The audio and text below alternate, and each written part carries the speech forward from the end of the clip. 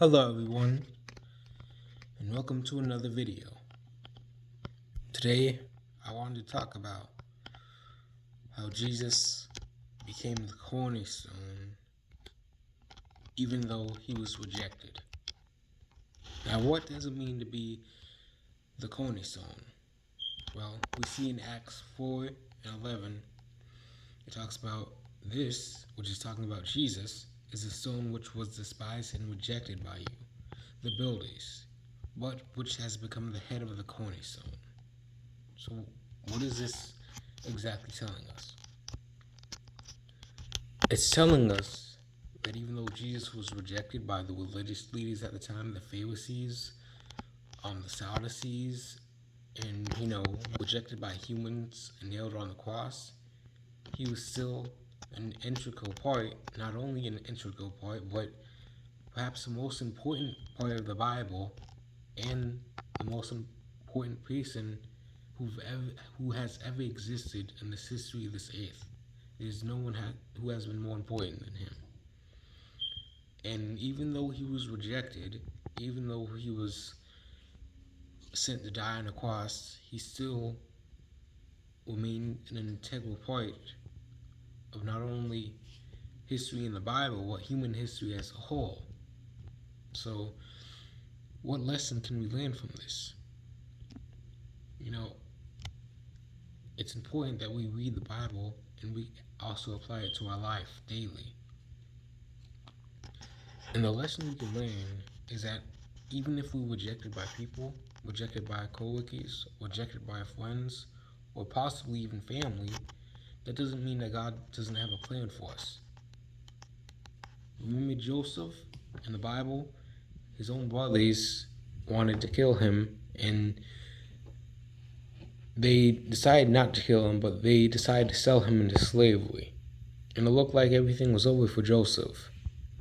But God still had a plan for him.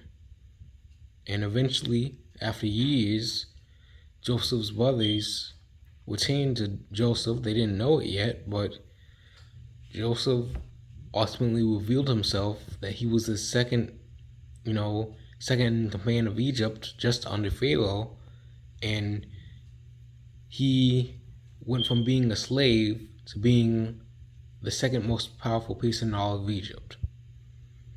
So, when we are rejected by men, that doesn't mean we've been rejected by God. God still has a plan for us, even if we don't know it yet, even if we feel like we've just been failing.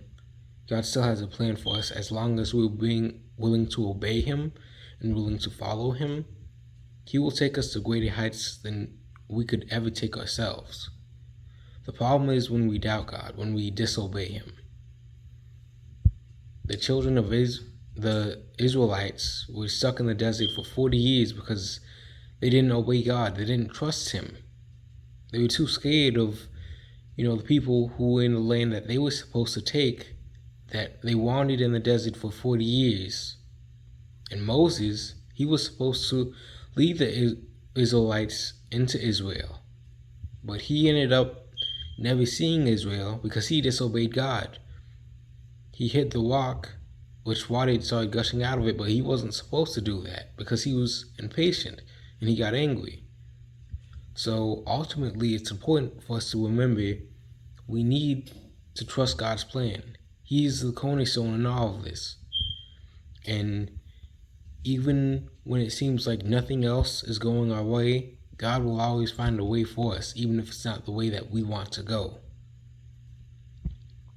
So just remember to obey God, to not be afraid of rejection by man, because ultimately, man won't judge us on Judgment Day. God will. And the Bible says, fear not those who can kill the body, but fear those who can kill both body and soul in hell. Men always will reject people. Men will always judge people. Men will always take advantage of people. But God's justice is perfect. And God wouldn't want us to fear what men think. The only thing we should fear is God and what He thinks in our lives.